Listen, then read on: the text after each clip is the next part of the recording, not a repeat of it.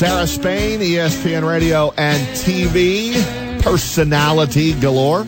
And she joins us here on Big Board Sports in Albany. And we were just your way yesterday, Sarah, as Zach and I had a little tour of the ESPN studios. Good morning to you, Sarah. Yeah, it's quite an operation out there. It's basically the entire city of Bristol. Yeah, pretty much. You got that right. All right, so you're in Cleveland. I know you're a big Cubs fan. What did you make of Game 1 last night? Well, I'll say this much. For the final score being 6-0, it wasn't as painful as that sounds, especially based on performances earlier in the postseason when they couldn't manage a hit. There were some things to actually look at as positives from last night. They did get on base. They did get to Andrew Miller more than you'd expect. Corey Kluber was pretty much unstoppable. And if you went into this game thinking that there's a good chance that they weren't going to beat Kluber, if the end result is the same, there are some positives to look at. Unfortunately, clutch hitting was not there, and that was the real issue. But I think, and John Lester's first inning was really problematic. But other than that, I would say if you're going to lose a game 6-0, this is the most optimistic I can be heading into a Game 2 after that's the result of the first game. Yeah, I would say if you are a Chicago fan and you are, so no one pushing the panic button yet. Now it'd be great to come back, and if you get Game 2 tonight, that's all you could ask for, right? You go on the road in any series and you can come away with a split. That's what you hope to do. So if the Cubs win tonight, Game 2 with Arrieta on the hill, everything will be fine in their minds heading back to Chicago. You would think so, yes. And in most sports, that's really the key, right? The series doesn't start until the home team loses. So if the Cubs can take back a split, that's positive. Unfortunately, recently the stats have not pointed to that being the way things go. It's been the last 6 teams to win Game 1 have won it, the last 7 of 9, the last 19 of 22, the last 22 of 29. So basically, in recent history, if you win the first game of the World Series, you're almost guaranteed to win it. The hope, of course, for Cubs fans is that somehow they are the anomaly, and already making a World Series for the first time in 71 years would at least point you in the direction that maybe they're a team that wants to rewrite some history. What will you do with yourself if the Cubs come all this way and get beat? I'm trying to figure that out because, I came into this series with an immense amount of calm, which was really surprising to me. I actually was the most nervous during the NLDS, and even when the team got down 2-1 to the Dodgers in the CS, I found myself oddly calm, and I couldn't figure out whether that was my body trying to ready itself for disappointment or whether I was irrationally confident in a team that hadn't yet proven that it could hit the ball in that series. And they ended up proving my calm right against the Dodgers. Has yet to be seen whether that will be the case in the World Series. But I can't predict yet because, all my life I would have imagined if they made it to the World Series and then lost, it would be absolutely devastating.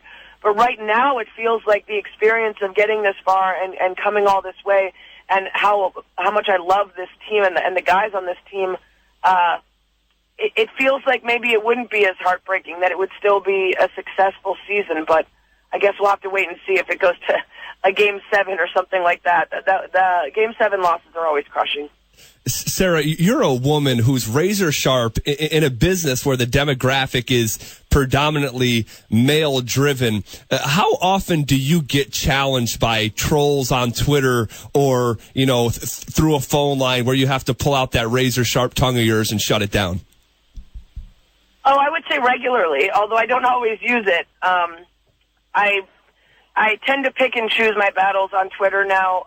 It's too time-consuming and sometimes gets me in a bad mood unnecessarily when I try to engage with everybody who sends me insulting things or death threats or whatever else. I try to pick the people that I want to make fun of for my own enjoyment, or people that I think are representative of a larger sample that needs to be shouted down for things that are, unfair or incorrect or misogynistic.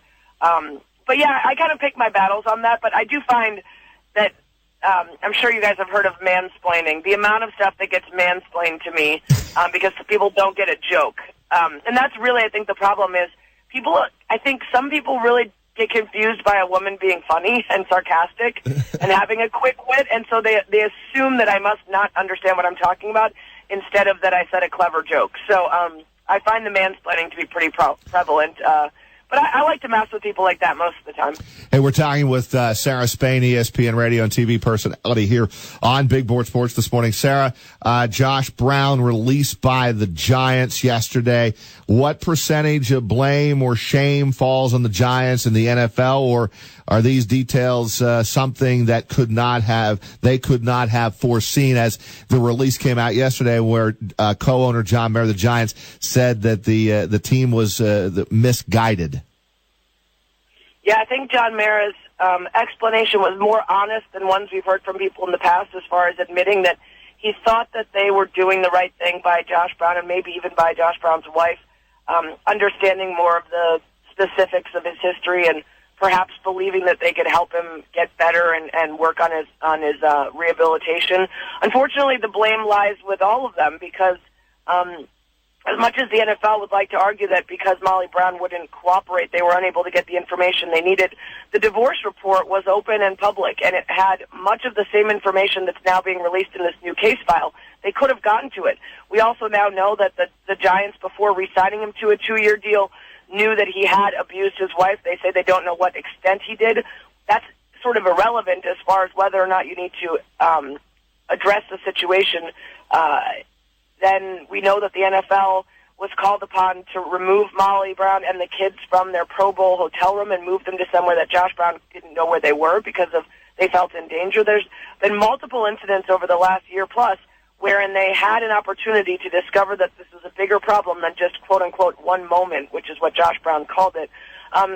They've really dug themselves the same hole they did with Ray Rice, where instead of acknowledging and acting proactively on something early on and working to rehabilitate and rehab the players so that recidivism isn't an issue, instead they try to cover up, and then eventually it gets much worse and blows up in their face. And this is particularly upsetting because they did make a sort of public claims to have established a new policy to hire Lisa Friel, to make a change in the way that they were handling these things. And now what we're seeing is that they're walking those steps back, most likely in order to sort of downplay how much we associate domestic violence with the league, and it's backfiring once again. Yeah, and I think this too, Sarah. I think if John Mara and the Giants had dug a little bit deeper back in August, and when all this was going on, and the 1-game suspension came out on Josh Brown, if they would have dug a little bit deeper back then, I think they would have found, as you pointed out, it was public. You could find this if you dig a little deeper. I think he would have been gone immediately, but the Giants obviously didn't do that. I would argue that I don't even necessarily believe that they didn't dig deeper. I think there's a possibility that they 100% knew of Molly Brown's 20-plus calls to the police, potentially even knew of these files and of this information, and their hope was that they would be able to continue to go unfettered because the NFL would give the leniency of 1 game, and they almost got away with it. And I think that's what's unfortunate is there's a real blind spot in understanding that you're not just punishing for the sake of PR. The intent should be, even if it's a selfish intent, to prevent future acts, because if future acts occur, that player will not be available to you on Sundays.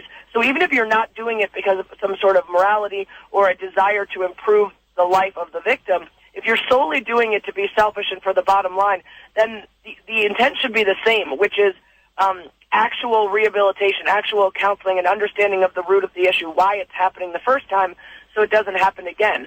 And unfortunately, I don't think that these teams and leagues are digging deep enough to understand the nuances of domestic violence in order to prevent it from happening again. And then this is what happens. You end up losing a player entirely instead of potentially for 6 games and understanding the root and fixing it. Sarah Spain, ESPN radio TV personality, we thank you for a few minutes here on Big Board Sports. Good luck to your Cubbies, Sarah, in Game 2 here tonight. Thanks, guys.